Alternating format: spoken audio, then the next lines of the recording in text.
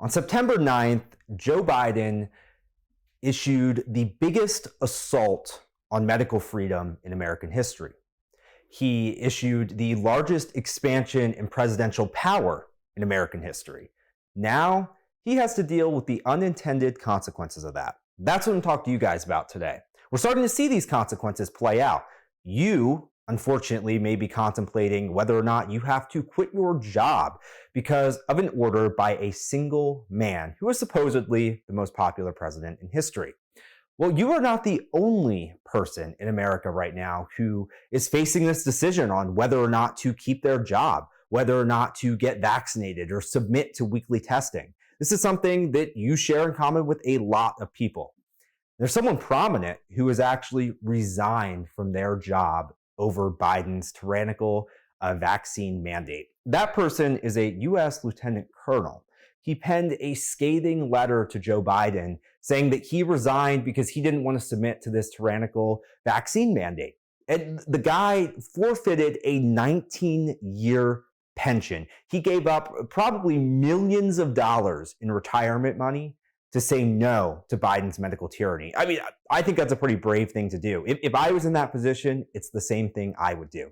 Now, this is going to be something that we see continue.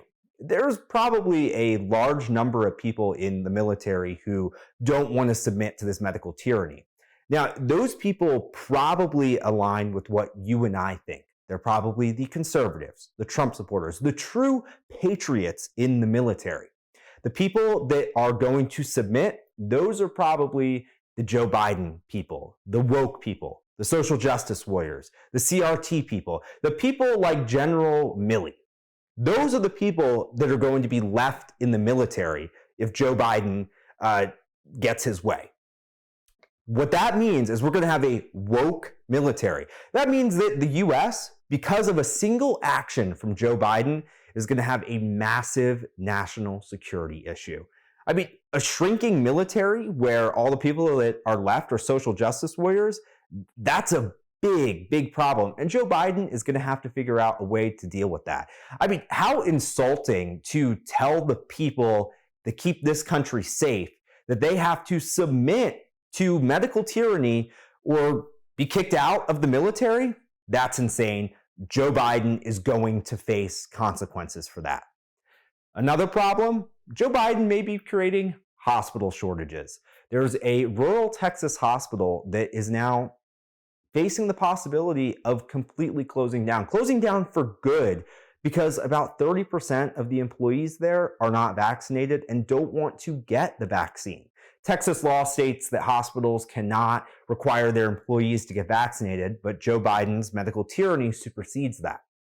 So Joe Biden, in an attempt to supposedly reduce hospitalizations, reduce sickness from COVID, could actually create a hospital bed shortage nationwide, a frontline worker shortage nationwide through his medical tyranny.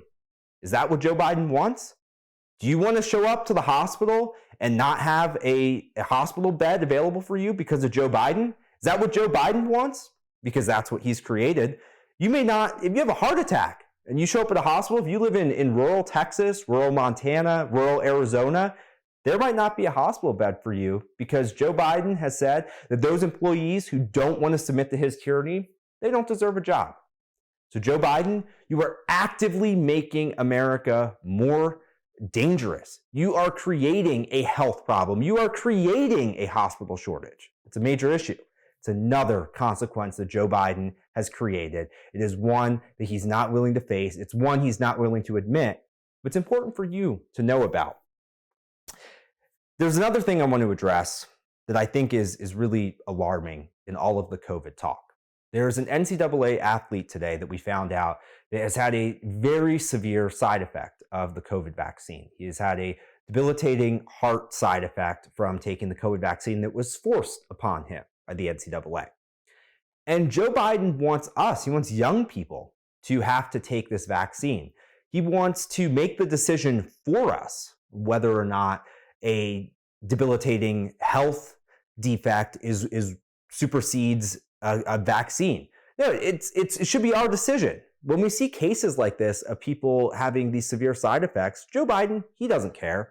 He thinks that those severe side effects don't matter, but they do. And I'm not saying whether or not you should or shouldn't get the vaccine. I'm just saying it's important to have all the facts. And it's important, even if you are the most pro-vaccine person, to be against medical tyranny. Because the fact is, medical tyranny actually creates more anti-vax people. The medical tyranny doesn't make people want to get the vaccine. The messaging that you have to get the vaccine to protect the vaccinated doesn't make sense. So Joe Biden has actually created a bigger problem than he ever intended. And he has to live with that.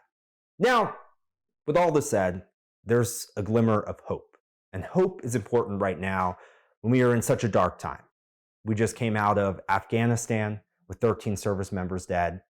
We have the largest assault on medical freedom ever in America. We have a tyrannical government. We have military leaders who possibly committed treasonous offenses. It's a dark time, but there's hope. Arizona became the first state to sue the Biden administration over this tyrannical vaccine mandate. That is great news. There are people out there like you who are angry and have the power to fight against this. Another thing, Joe Biden's own chief of staff, the White House chief of staff, may have actually doomed the vaccine mandate from the start. He accidentally, or maybe he didn't accidentally do it, he retweeted something on Twitter that admitted that this vaccine mandate for private businesses was just a workaround to a federal vaccine mandate, which is going to give a great case to states like Arizona. So there is hope. Hope is important right now. Don't lose hope. Fight back. Join in the cause. And remember, Joe Biden is destroying the country, and he's going to have to live with that. You don't have to live with that. Joe Biden has to live with that. It is going to come back and bite him, and I hope the information I provided with you today shows that.